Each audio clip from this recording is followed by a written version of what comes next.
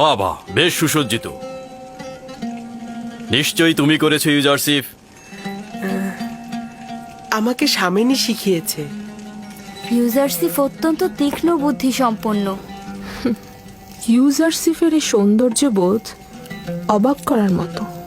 ইউজারশিপের এই সৌন্দর্য, জ্ঞান ও রুচিবোধ আমাকে সত্যিই একেবারে বিমোহিত করে ফেলেছে। বাবা, খুব সুগন্ধ আসছে। অনেক শুক্রিয়া ইউজারশিপ। তুমি কি গল্পের বই থেকে কিচ্ছা শিখেছো? হ্যাঁ, শিখেছি, তবে আমার আব্বাজানের কাছ থেকে বেশি শিখেছি। তুমি আজকে রাত থেকে আমাকে গল্প শোনাবে, ঠিক আছে? গল্প? জনাবে পুতিফার সবসময় ঘুমানোর আগে কিচ্ছা শোনেন, না হলে তার ঘুম পায় না। এখন যে আমাকে গল্প শোনায়, তার গল্প আর ভালো লাগছে না।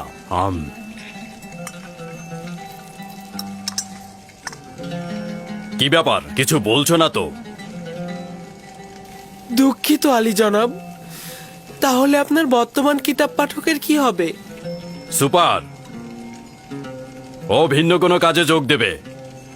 আমি তো এখন তার বিপরীতেই কাজ করছি। এর জন্য সে অনেক কষ্ট পাচ্ছে আলী জনাব। এর কারণে আমারও অনেক কষ্ট হচ্ছে। আমি তাকে আর কষ্ট দিতে পারবো না। তোমার কল্পের দয়া ও মমতা আমাকে মুগ্ধ করেছে। তুমি বলতে চাচ্ছ সুপারকে আমি উত্তম কোনো পেশায় নিয়োজিত করব, এই তো? আপনি চাইলে তাদের পূর্বের চাকরি ফিরিয়ে দিতে পারেন। আমি চাই না আমার কারণে কেউ কষ্ট পাক। আমি কাউকেই কষ্ট দিতে পারবো না। চিন্তা করো না, হানিফারকে আমি বলে দেব সুপারকে যেন উত্তম কোনো কাজে নিয়োজিত করে, ঠিক আছে? আজ থেকে তুমি আমার কিতাবখানা সংরক্ষক ও কিতাব পাঠক। জনাব পুতিফার, ইউজারশিপকে কিন্তু আমাকে হাদিয়া হিসেবে দিয়েছিলেন, মনে আছে তো? আমাকে হাদিয়া দিয়ে তার কার্য নিজে উপভোগ করছেন। যদি তুমি সম্মতি না দাও, তাহলে ইউজারশিপকে কোনো কাজেই নিয়োগ করব না। আমার অভিপ্রায় ছিল মজা করা। ইউজারশিপ তাই করবে যা এই মহলের খোদাবন চাইবেন। তার উচিত হবে সবসময় আপনার প্রতি কৃতজ্ঞতা জ্ঞাপন করা এবং কখনোই মেহেরবানির অপব্যবহার না করা। আমি সর্বদাময় নিজের জাহাপানা খোদাবন্দের কাছে কৃতজ্ঞ থাকবো।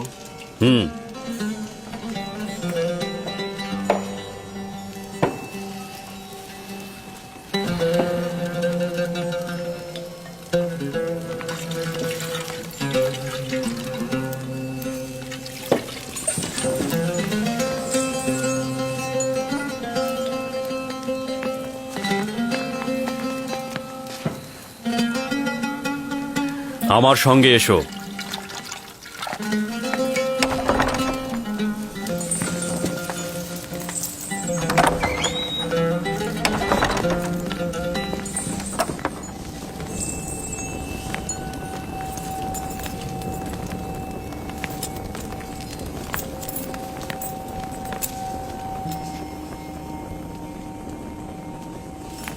এটি অমূল্য রত্ন ভাণ্ডার।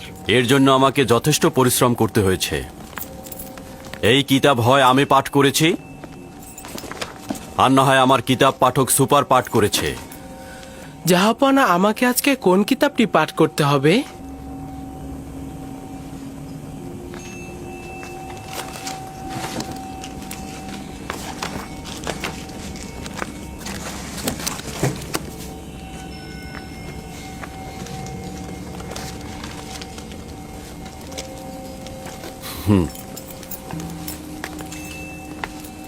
আজ রাতে এই কিতাবটি আমার জন্য পাঠ করো।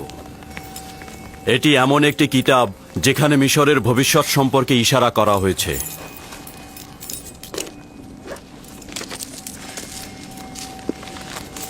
অবগত নই যে কে এই কিতাব লিখেছে, তবে অসংখ্য চিন্তার খোরাক রয়েছে এই কিতাবে।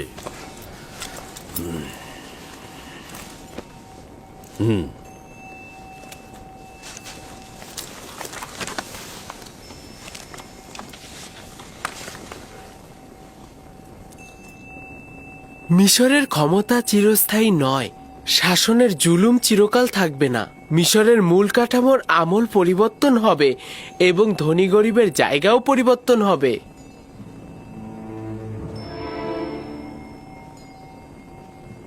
ভিন্ন ধারা প্রতিষ্ঠায় রক্তক্ষয়ী কলহ সৃষ্টি হবে।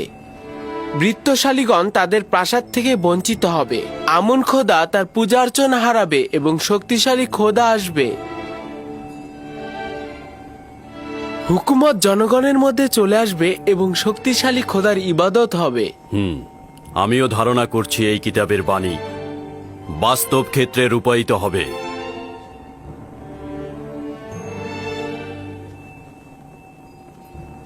পড়ে যাও।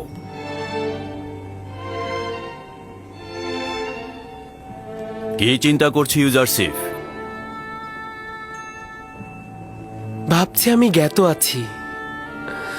এই ঘটনা শুধুমাত্র এলাহির দূতই করতে পারেন। শুধুমাত্র সেই পারেন সম্পদশালী ও জুলুমকারীর ক্ষমতাকে ভোজবাজি থেকে টেনে নামাতে। তিনি পারবেন আমুনের পূজা অর্চনা বন্ধ করে তার ইবাদতের আলো ছড়িয়ে দিতে। না, আমি এটা ধারণা করছি। তোমার কথায় বোঝা যায় তোমার চিন্তা চেতনা অনেক উঁচু মানের। এগুলো কোথা থেকে জেনেছো?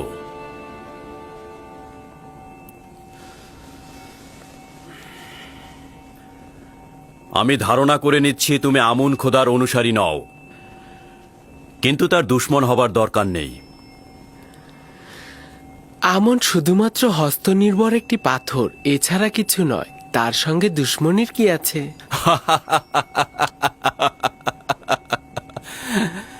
তুমি তো দেখছি আমুনকে খোদা হিসাবে মানুই না, আবার দুশ্মনেরও উপযুক্ত মনে করো না। যদি মহামান্য পুরোহিত অজ্ঞামোহর তোমার কথা শুনে, তাহলে নিজেই নিজের শ্বাসনালী চেপে ধরবে।